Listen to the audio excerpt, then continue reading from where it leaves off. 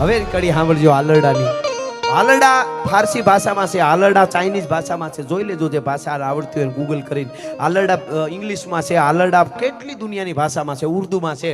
પણ એક જ ભારતની જનતાએ એમ કીધું છે, સાંભળજો. દુનિયાની આલરડામાં માએ એવું કીધું દીકરાઓને, મોટો થઈને કેમ કમાવવું, કેમ પૈસો હાસવવો, કેમ વાપરવો, કેમ કોક ઉપર રોક જમાવો, કેમ શરીરને હાચવવું, આ બધું કીધું. પણ એક જ ભારતની જનતા શું કીધું સાંભળજો આ કડી.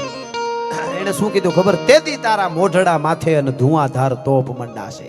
આવું ક્યાંય કીધું હોય તો કહેજો. આજ પણ કોઈ બેનને ત્યાં જઈએ આપણે, 6 મહિનાનું બાળક ઘોડિયામાં હૂતું હોય અને આપણે જઈને એમ કહી, બેના તમારો દીકરો હતો ને મોઢામાંથી બંદૂકો ફૂટે ધારો, ચા તો ન પાય, પગરખાય પેડા રહ્યા આપણા. મારા એકના એક દીકરાને એમ કહો છો બંદૂકો ફૂટે ધારું. પણ આ દેશની જનતા કી સાંભળજો આ કડી શું કે છે કે આજ માતા લેતી, હવે આજ માતા લેતી એ જે ચૂમિયું રે શિવા, હવે જીલજે બેવડ ગાલ શિવા, બેટા જીલજે બેવડ ગાલ. કારણ તે દી તારા મોઢડા માથે અન ધુઆધાર તોપ મંડાશે. આહા બેટા તારા મોઢા ઉપર તોપું મંડાશે ત્યારે ભારત વર્ષ અડીખમ ઊભું છે આજ પણ. તે દી તારા મોઢડા માથે અન ધુઆધાર તોપ મંડાશે. ઈ જનેતાઓની મજા છે, ઈ ગીતોની મજા છે. એવું એક ગીતની બે કડીની એક નાનકડી વાત, ગીત તમે સાંભળ્યું હોય છે પણ મને વાત બહુ ગમે છે અને એની પાછળનું ગીત છે. બહુ આપણી પરંપરાને જાળવે એવા આપણા આ બધા ગીતો છે, એટલા માટે આ વાત કરું છું. બે કડી ગીતની પણ એની પહેલા એની પાછળ જોડાયેલી એક નાનકડી વાત. ગીત તમે સાંભળ્યું હોય છે, હું ગાય એટલે ખબર પડશે તમને કે આ ગીત તો અમે કેટલી વાર સાંભળેલું, પણ એની વાત કદાચ બધાને ખ્યાલ ન હોય, અમુક વડીલોને હોય કદાચ પણ બધાને ન હોય, એટલે મને ગમતી આ વાત. હમણાં જે કોરોના આવ્યો, મહામારી આવી, એવી મહામારી કે છે કે અમુક વર્ષો આવ્યા કરે, એવી હવા વર્ષ પહેલા એક મહામારી આવેલી કે 100 વર્ષ પહેલા, અને એનું નામ હતું મરકી. મરકીનો રોગ વડીલોને ખબર હોય. મરકીનો રોગ આવ્યો, ટપોટેક માણસ મરવા માંડ્યાના, ગામમાં શહેરમાં જ્યાં હોય ત્યાં મરવા માંડ્યાના. કોઈના આખા ઘર સાફ થઈ જાય. કોરોનામાં આપણે જોયું, કોકના 2 જણા મરે, કોકના 2 જ બસે, કોકનું 1 બસે, કોકનું 1 મરે ને બધા બસે. આવું થતું, એનું નક્કી ન હોય રોગનું, આ તો કુદરતી. એમ એક ગામડું ગામ, એ ગામમાં બાબા મરી ગયા, ડોસી મરી ગયા, એનો દીકરો, એની દીકરાની વહુ, એના 2 બાળકો મરી ગયા. 13 વર્ષની દીકરી, પોતાનો પરિવાર બધોય ખતમ થઈ ગયો રોગમાં. રોતી રોતી હાલતી થઈ.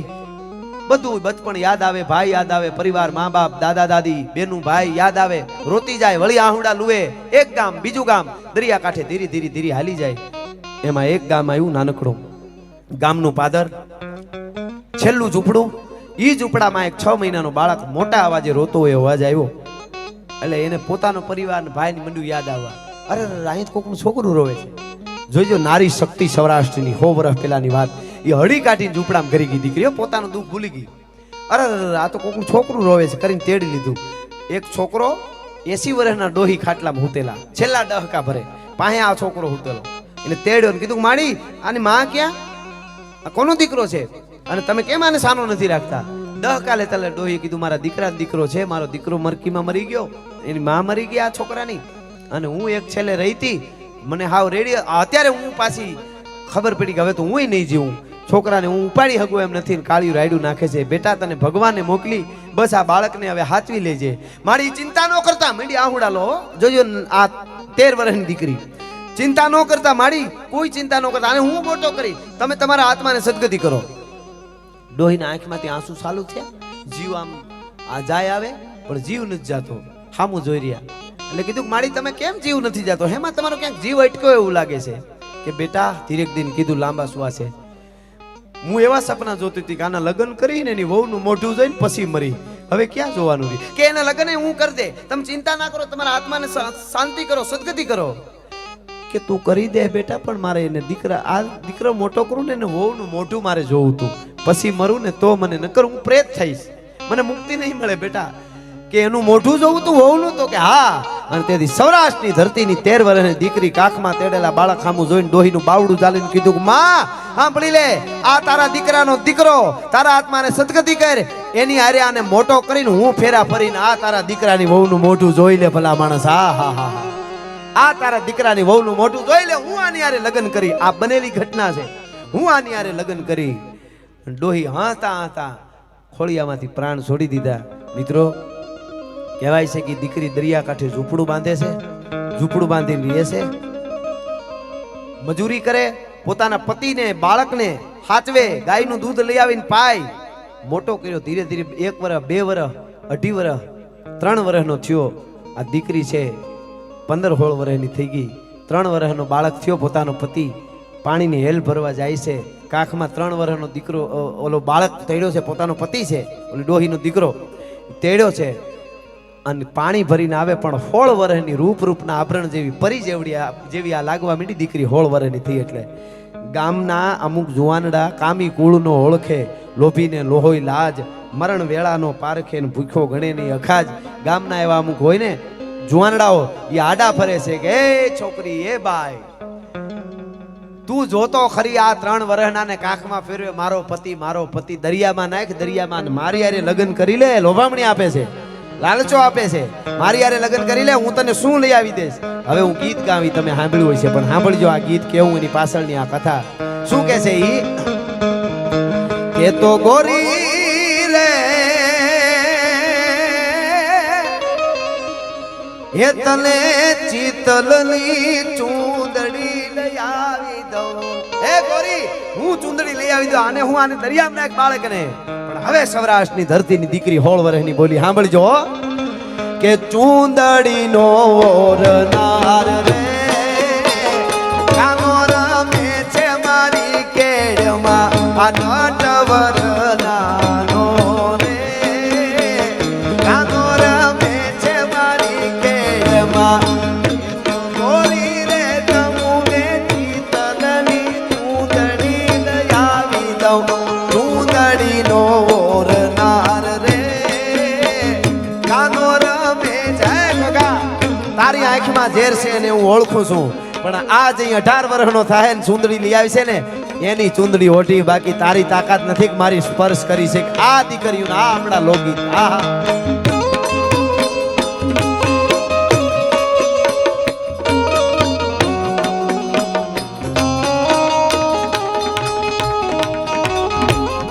આહા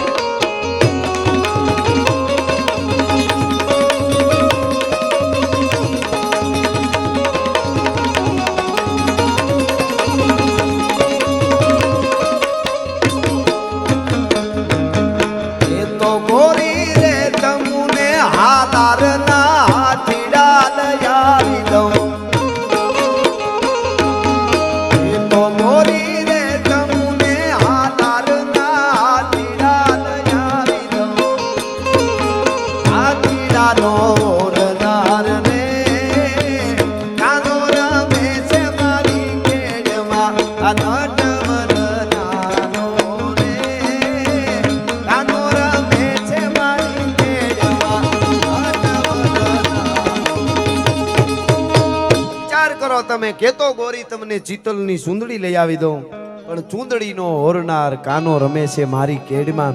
ઈ મોટો થાય અને મારા માટે ચૂંદડી લઈ આવી છે, ઈ હાલારના હાથીડા લઈ આવી છે. એ આપણી ઉજળી પરંપરા છે. એ સંસ્કાર, એ અમીરાત, એ ખમીરાત, એ પ્રેમ, એ ભાવ, એ કરુણા, એ આવકારો, એ જમીર ને એ ખમીર આપણને ક્યાંથી મળ્યું. છેલ્લે મેઘાણીના શબ્દોમાં કેવું હોય તો મારી જનલીના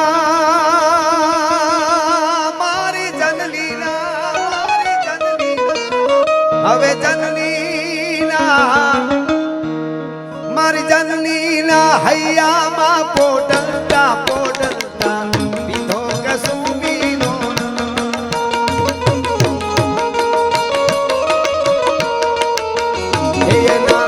હેયના ડોલા દાવણ કેરી ધારાય પાયો કસુંબીનો હો રાજ મને લાગ્યો કસુંબીનો.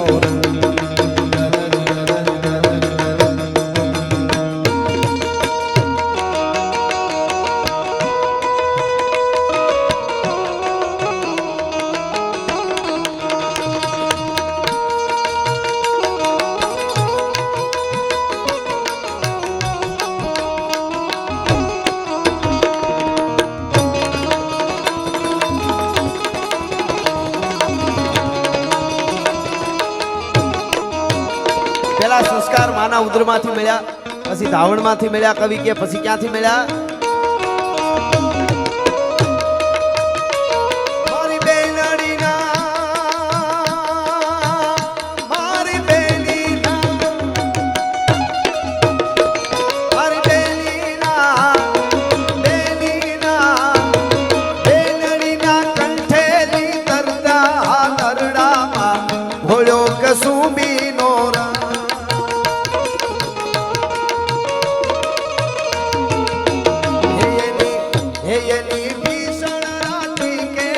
પહાડો નિદ્રાનો એ જોયો કસુંબીનો હો રાજ મને લાગ્યો કસુંબીનો.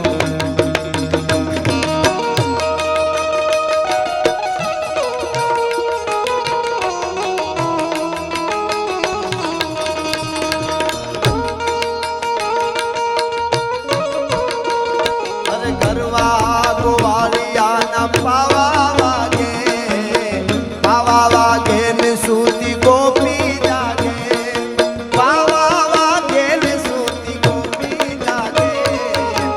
અષાઢી સાંજના અંબર ગાજે, અષાઢી સાંજના અંબર ગાજે, અંબર ગાજે ને મેઘડ અંબર ગાજે, અંબર ગાજે ને મેઘડ અંબર ગાજે. અષાઢી સાંજના અંબર ગાજે.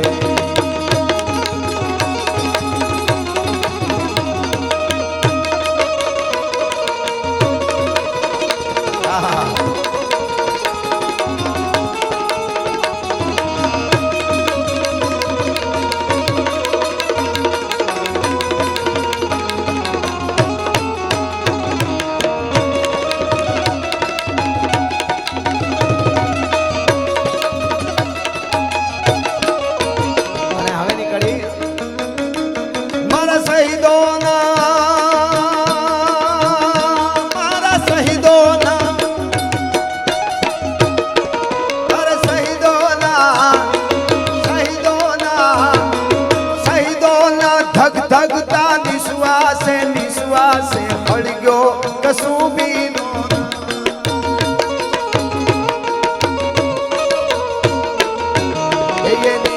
એ સાત સાગર ના પાડે સ્વાધીનતાની કબજું માં મેગ્યો કસુંબીનો હો રાજ મને લાગ્યો કસુંબીનો. મિત્રો, શહીદોના ધગધગતા નિશ્વાસે નિશ્વાસે આજે હું તમે આઝાદ થઈ આનંદ કરી છે.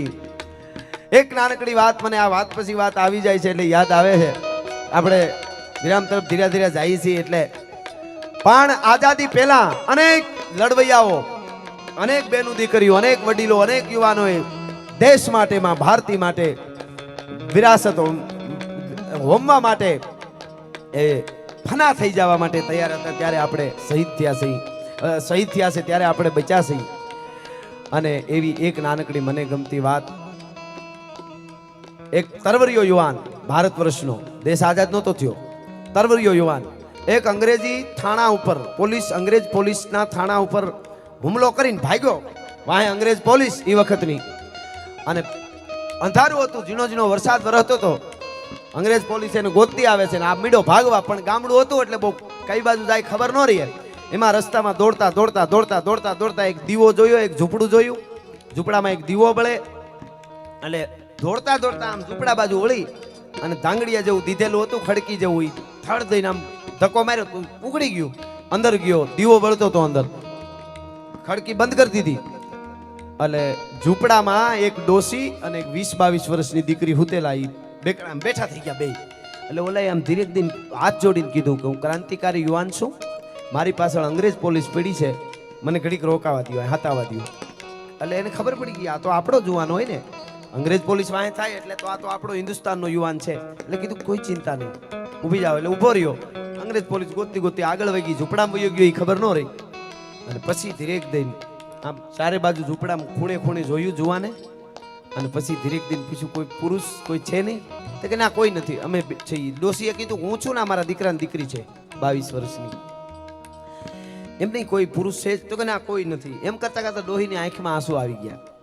કેમ મારી આંસુ આવી ગયા? કે આ મારા દીકરાની દીકરી છે. અંગ્રેજોએ મારા દીકરાને માર નાખ્યો, મારા દીકરાને ઘરેથી બાઈને માર નાખી. આ એક દીકરી ઉપર હું જીવું છું કે હારું માડી, એ તો દીકરી છે ને, એ દીકરો જ કહેવાય, એમાં ચિંતા ન કરે. તમારા જેવા આહુડા આવી જાય તો અમારું શું થાય? અમે ક્રાંતિકારી યુવાનો દેશ માટે લડી છીએ, તમારે તો હિંમત દેવી જોઈએ.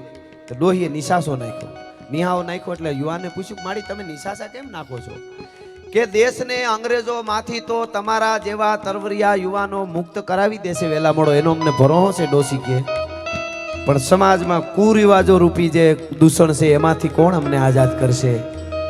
જુવાને કીધું, માડી હું કઈ સમજો નહીં, કુરિવાજો શું એવા તમને અત્યારે નડે છે? કે બેટા સાંભળી લે, કુરિવાજો અંગ્રેજો જેટલા જ નડે છે. આ મારી દીકરી 22 વર્ષની પરી જેવી છે ને, કે આના લગ્ન થઈ જવા જોઈએ. 22 વર્ષની થઈ, એ વખતે 15 વર્ષે 14 વર્ષે લગ્ન થઈ જતા, ત્યારની આ વાત છે, આઝાદી પહેલાની. આના લગ્ન થઈ જવા જોઈએ. પરી જેવી દીકરી છે, પણ અમારા સમાજમાં કોઈ લગ્ન કરવા તૈયાર નથી. એનું કારણ એક જ છે, 5000 દહેજ માંગે છે. અમારી પાસે દહેજ દેવાનો રૂપિયો નથી. હું મરી જઈશ, આ દીકરીને કોઈ પણશે નહીં તો શું થશે? 5000 રૂપિયા ક્યાંથી કાઢી ગરીબ માણસ? અમારા સમાજમાં એવો રિવાજ છે કે 5000 રૂપિયા દહેજ મળે તો જ મારી દીકરી યારે કોઈક લગ્ન કરે. એટલે મને આંસુ આવ્યા છે ભાઈ, માફ કરજે. એવું છે, 5000 મળે તો તમારી દીકરીના લગ્ન થાય, નકર કોઈ નો કરે કે નો કરે. માડી તમારી દીકરી લગ્ન થઈ ગયા એવું માનો, હે થઈ ગયા એવું માનો, કોણ લગ્ન કરે? એટલે એને કીધું કે માડી એક કામ કરો, બાજુમાં અંગ્રેજ પોલીસનું થાણું છે, ત્યાં તમે મા દીકરી જાઓ, તમને 5000 રૂપિયા મળી જશે. હે કે 5000 કેવી રીતે? અંગ્રેજો લોહી પીવે બેટા, અમારી મજાક કરે છે, મસ્કરી કરે છે. એ રૂપિયા આપે કે આપે? માડી કેમ આપે? કે પોલીસ, અંગ્રેજ પોલીસ થાણે જઈને એટલું કહેજો કે અમને 5000 રૂપિયા આપો, કારણ કે જે ક્રાંતિકારી યુવાન ઉપર તમે 5000 ઇનામ રાખ્યું છે ને, એ ચંદ્રશેખર આઝાદ અમારા ઝૂંપડામાં પુરાયેલો છે, એટલે અમને 5000 ઇનામ આપો. હા સાહેબ, ખાલી લડી હગે એટલું જ નહીં, સંવેદનશીલતા પણ આટલી જ હોય કે મારા દેશની દીકરી ના લગ્ન ન થતા હોય, મારી દેશની દીકરી માડી એના માટે રોતી હોય તો ભલે મને પકડી લે, પણ મારી આ બેનના લગ્ન થઈ જાય. અને તેથી બાવડું જાલીની દીકરીએ કીધું તું કે ભાઈ મારા વીર, હવે તારી આરે આ સેનામાં જોડાઈ જાવ, દેશને આઝાદ કરવા. હવે આ દેહના મોહ ન હોય, તારા જેવા યુવાનો છે એટલે વહેલા મોડો ભારત આઝાદ થાય. એટલે મેઘાણી કહે છે, શહીદોના ધગધગતા નિશ્વાસે નિશ્વાસે હળગ્યો કસુંબીનો રંગ, અને 7 સાગરની પાળે સ્વાધીનતાની કબરીમાં મહેકો કસુંબીનો રંગ. અને હવે શું કહે છે?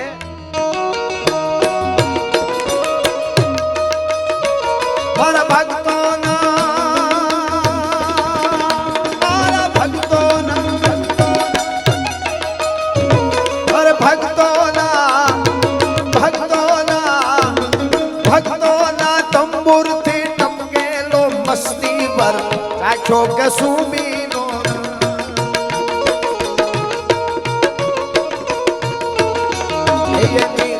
એયની વાદી દિલદારાની પગની મેની પરથી તુજો કસુંબીનો રંગ.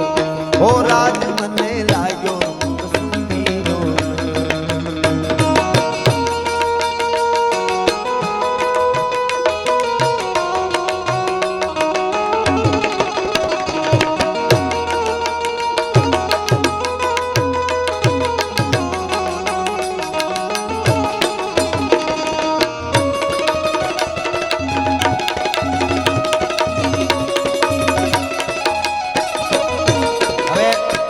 અદભુત છે. પણ આમાં મેઘાણી એમ કહે છે કે પોતાની પત્નીની પગની પેની ઉપર 2 હોઠથી ચુંબન કર્યું એના પતિએ. હવે ઝવેરચંદ મેઘાણી જેવો અડીખમ કવિરાજ એ પરંપરાની વાત ભૂલવા બહાર ક્યાંય એટલું ન લખે, લોક સાહિત્યમાં લખે છે. કસુંબીનો રંગ જેવું રાષ્ટ્રગીત આપણું કહેવાય સૌરાષ્ટ્રનું, એમાં એમ કહે છે પોતાના પત્નીના પગની મહેંદી પરથી ચુંબન કર્યું. ચાખ્યો કસુંબીનો રંગ એટલે 2 હોઠેથી ચુંબન કર્યું. એ ક્યારે કર્યું? આખી વાર્તા મને આવડે છે, બહુ અદ્ભુત છે, પણ સમય ઘણો જોઈએ. ખાલી તમને છેલ્લે એટલું કહી દઉં, યુદ્ધના મેદાનમાં આ દેશનો સુરવીર, આ દેશનો ક્ષત્રિય ખપી જાય છે, કાયમ આવી જાય છે ધર્મ માટે, રાષ્ટ્ર માટે, દેશ માટે. યુદ્ધના મેદાનમાં એનું માથું પડે છે, સાંભળજો. અને એ માથું પડી ગયા પછી રાજપૂતાણી માથું મંગાવે છે કે મારા પતિનું માથું લઈ આવો, મારે સતી થવું છે, મને સત ચડ્યું છે. અને ભવાની ભવાની ભવાની न जागे न सोवे न हाले न डोले गुपति न सती करंती किलोले भुजालम विशालम गुजालम भवानी कृपालम त्रिकालम करालम दिवानी गुदानम अपानम सेगी न सेगी न माता न ताता न भ्राता सनेगी विदेखा न देखा न रूपा न रेखी न माया न काया न साया विसेकी उदासी न घासी निवासी न मंडी स्वरूपा विरूपा न रूपा सुचंडी कमंखा न शंखांग शंखा कहानी हरिकार शब्दम निराकार बानी न बोटा न प्रोटा न मुग्धा न बाली करोधा विरोधा निरोधा कृपाली अभंगा न गंगा त्रिभंगा न ज्ञानी अनंगा न गंगा सुरंगा पिशानी ई भगवती ने भवानी ने याद करती करती राजपूतानी चिता ऊपर बेसे छे पद्मासन वाळे छे सांभळજો पद्मासन वाळे એટલે પગની બે પેની ઉપર આવે આપ જાણો છો પદ્માસન આપણે વાળી એટલે પેની ઉપર આવે રાજપૂતનું માથું ખોળામાં ઉપર મોઢું રાખીને આમ રાખે છે ઉપર માથું આમ આમ આમ રાખે છે ઊભું માથું રાખે છે ઊભું ખોળામાં અને પછી ભવાની ભવાની જાડ જાડ જાડ જાડ જાડ જાડ અગ્નિ બળવા મંડાણી એમાં થોડીક વાર લાગીને અગ્નિ ચિતા બળતા બળતા બળતા પવનની ઠપાટ લાગી ચિતા થોડી ખળભળી રાજપૂતાણીનું શરીર થોડું આમ હલ્યું જે રાજપૂતનું માથું આમ ઊભું રાખેલું હતું ખોળામાં ટબુક દઈને પવનથી આમ નમ્યું પદ્માસન વાળેલી રાજપૂતાણીની પગની મહેંદી ઉપર બે હોઠ હેડ્યા અને મેઘાણી કહે છે વાલી દિલદારાની પગની મહેંદી પરથી ચૂમ્યો કસુંબીનો રંગ ત્યારે ચૂમ્યો એમનેમ નહીં એ માથું એ હોઠ હેડ્યા અને ચૂમ્યો કસુંબીનો રંગ આ તાકાત આપણા લોક સાહિત્યની ને લોક સંગીતની છે એટલા ભક્તોના તંબુરથી ટપકેલો મસ્તી પર ચાખ્યો કસુંબીનો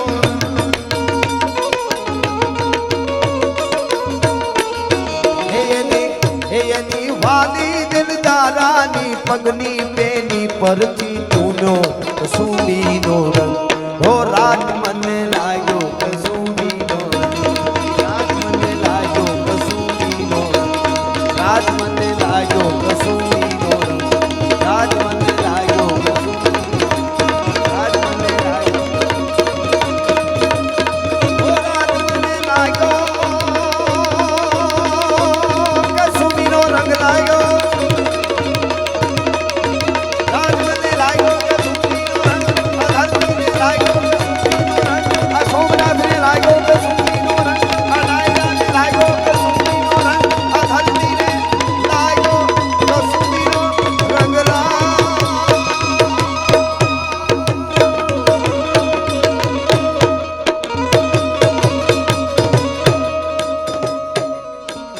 सत्य सनातन धर्मनी दादा सोमनाथ ने आजना आनंद की नमः पार्वती पति हर हर महादेव।